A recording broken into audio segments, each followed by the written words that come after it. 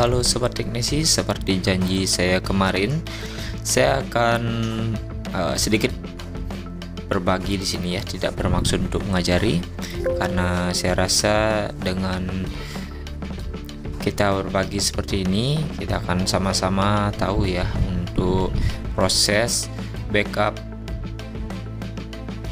menggunakan UV box ya. Jadi teman-teman, untuk yang perlu kalian centang itu di bagian direct, kemudian untuk clocknya itu 24, biasanya settingannya seperti itu, kemudian langsung identify ya. Oke, jika sudah seperti ini, dapat dipastikan bahwa MMC nya itu terbaca, kemudian kita cek untuk kesehatan MMC nya di sini 20-30% itu masih bagus ya. Kita identify lagi. Oke. Nah, sampai di sini kita akan lanjut untuk backup keempat file ini ya. Pertama untuk user area-nya itu saya backup 1 GB. Silakan teman-teman bebas mau backupnya, tapi minimal 1 GB coba ya untuk di backupnya. Oke, kita lanjut di sini backup dengan klik read ya. Dan kita pastikan untuk penyimpanannya itu kita sudah buat foldernya. Oke, proses sedang berjalan, dan proses ini mungkin memakan waktu beberapa menit tergantung dari kondisi MMC nya juga ya. Terkadang ada yang lama, dan itulah kenapa clocknya saya rubah jadi 24 MHz. Oke, kemudian kita tunggu sebentar karena yang lama itu adalah backup user areanya ya, yang 1 GB. Kalau untuk EXCSD kemudian boot 1, boot 2 itu cepat ya, karena hanya beberapa MB saja. Tapi yang lama itu untuk backup user areanya. Dan di sini untuk prosesnya saya percepat karena lumayan memakan durasi. Dan yang terpenting dari teman-teman itu latihan sering-sering ya, karena tanpa latihan saya rasa teman-teman juga akan bingung bagaimana cara menggunakan UV box. Dan untuk UV box ini itu kisaran harganya saya cek sih di marketplace masih harga 3 jutaan ya. Jika teman-teman cari yang second itu saya lihat banyak ada yang jual 2 jutaan, bahkan ada yang di bawah 2 juta rupiah.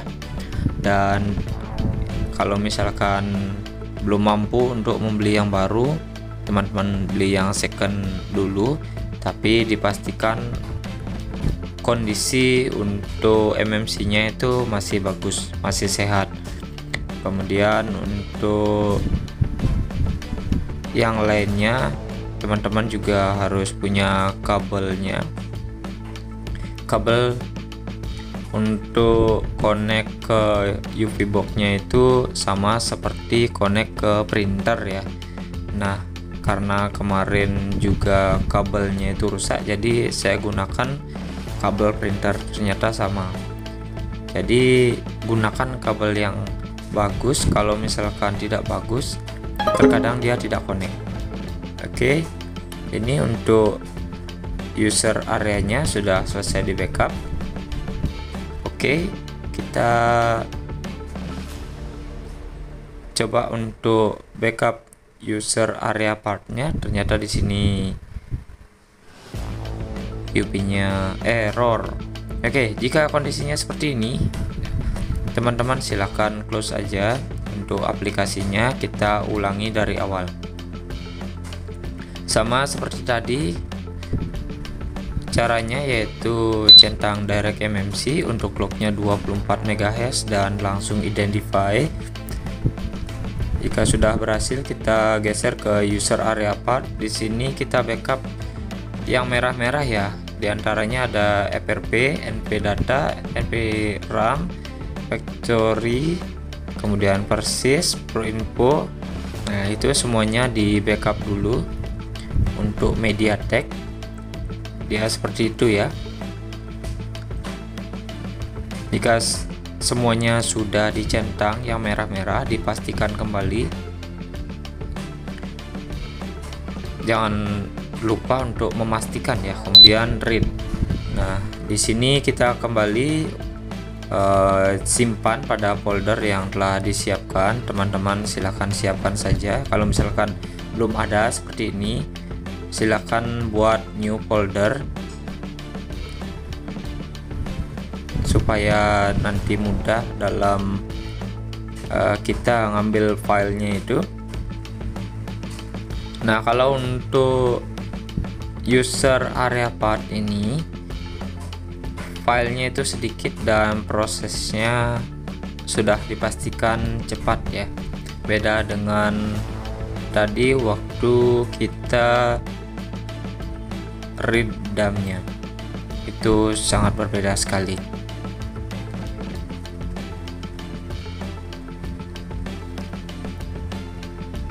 Di sini memang lebih banyak untuk filenya, tapi untuk ukurannya itu dia kecil-kecil. Oke, jika sudah selesai backupnya, kita cek kembali pada folder yang sudah kita siapkan pada saat kita simpan filenya tadi. Silahkan dicek kembali untuk memastikan. Kalau misalkan tidak berhasil, silahkan diulangi kembali, tidak masalah. Oke, ini semuanya untuk dump-nya yang saya backup. Untuk user areanya itu 1 GB. Semuanya sudah selesai ya. Dan selanjutnya kita juga perlu cek untuk user areanya sudah backup sini factory, kemudian FRP, NP data, NP RAM, dan yang lainnya. Oke, jadi seperti itu. Sekian dulu, terima kasih.